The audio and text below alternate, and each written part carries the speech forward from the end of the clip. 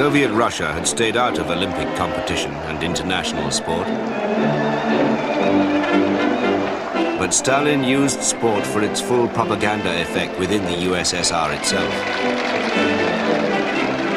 Athletes were meant to inspire the new society and help unite the far-flung republics.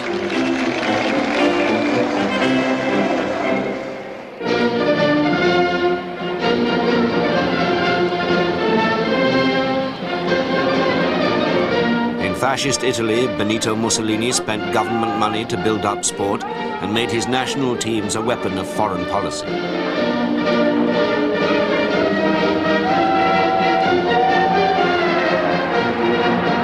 His footballers gave him the results he wanted when they won the next 2 World Cups held after Montevideo.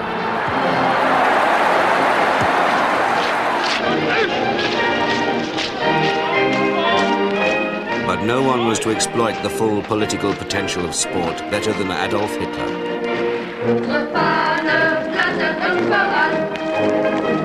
In Mein Kampf, he wrote, "Give the German nation 6 million bodies of flawless athletic training, and in less than 2 years, we will have created an army."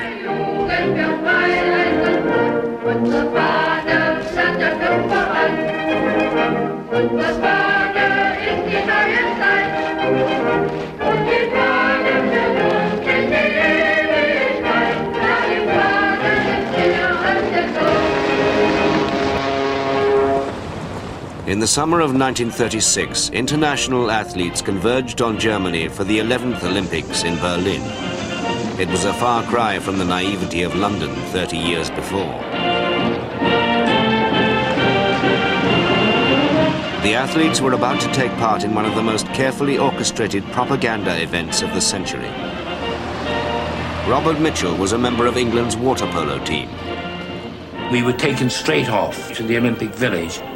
And obviously it was a beautiful village in this pine forest. And I think we were all pretty impressed by what we saw. We tried to pretend to the Germans that we weren't, but I think we really were. 18-year-old American runner Helen Stevens was a farmer's daughter. It was a sort of a shock to go from America in a Depression time and to go over there to Germany and find that they were seemingly living pretty good, and it was a police state. Troops were everywhere. German highboard champs display their talent, which looks okey-doke, but hold everything. The army is muscled in with full pack and steel helmets. How cute. Is this a raid, or is he a Marine?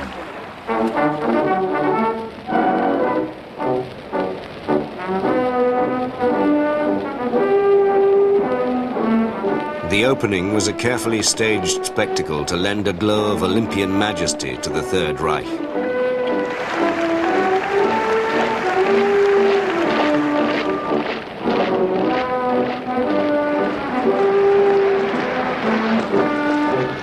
Outside, the torch was nearing the end of its relay run from Greece. Its arrival would be the climax.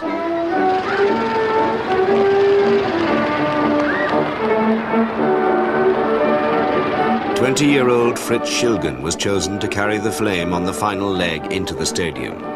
Schilgen would be the living symbol of the Olympian spirit, and at the same time of the Aryan ideal. His blonde, blue-eyed looks helped win him the role. Everything was done to make the whole affair most effective. Naturally, in the climate of 1936, I wasn't selected just for my running style. Nicht der Laufstil allein entscheidend.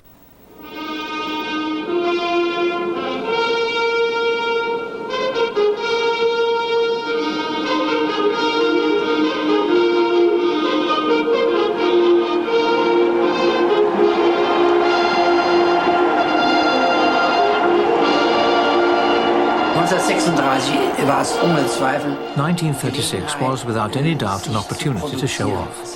That also meant showing what was behind it.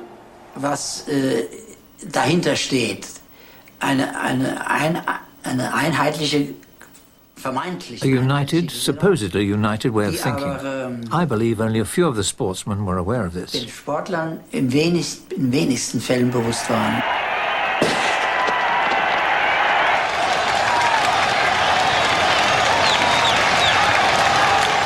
For the German leaders, each medal won helped to justify the investment made and bring respectability. The German athletes were soldiers on the propaganda battlefield.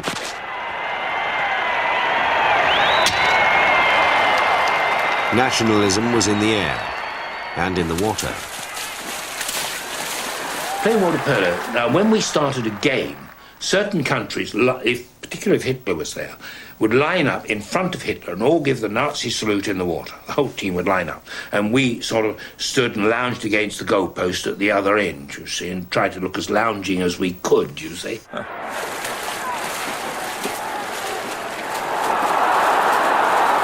The British water polo team wasn't a serious threat to the Nazi scenario, but the black athletes from the United States were, and they dominated events, both on the field and track.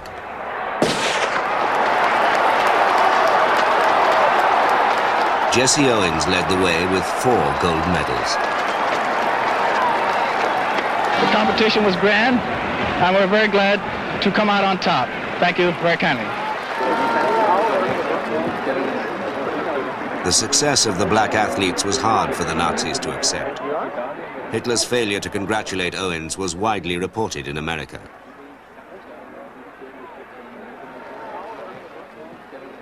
But a victory by a white American woman was treated quite differently.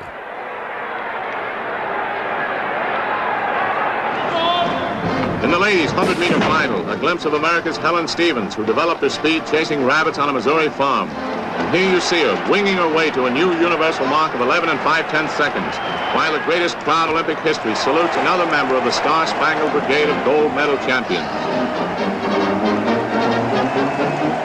After the American girl's win, Hitler summoned her back to his private box. I said, I believe Hitler's going to shoot me because I see some of those black shirts coming in here and they're testing their Lugers, pulling them in and out of their holsters. And then they arrayed themselves around the room, and then Hitler came in, accompanied by an interpreter, and gave us a sloppy salute. I didn't return it. I gave him a good old Missouri handshake, and I put extra pressure on it, and that gave him the wrong message because he began to hug me and pinch me and squeeze me and see if I was real. And he said, how about spending the weekend with me in Burgerstown? That was his mountain retreat. Helen Stevens declined the invitation. Then he wished me well and hugged me again, pinched me and laughed.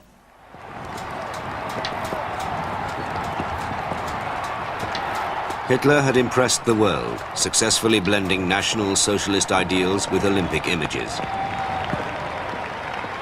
Germany basked, for the moment at least, in the reflected glory.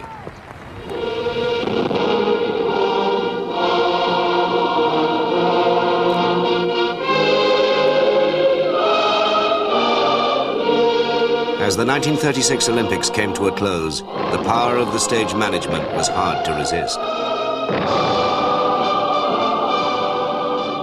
The lights were coming down and the Olympic flame went out, and then there was utter silence and utter darkness, and it really was most impressive.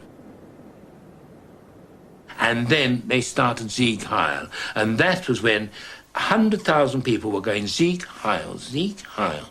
And I literally put my hands in my pocket, literally, to stop myself being hypnotized into doing it with them. It was absolutely hypnotic.